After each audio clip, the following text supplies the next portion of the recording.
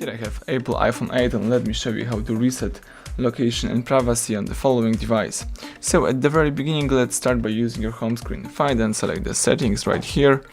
Then you need to choose the general, then scroll down and select reset.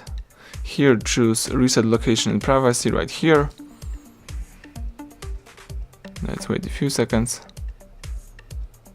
And this will reset your location and privacy to the factory state. So if you are aware of this, let's choose reset settings and the operation is done.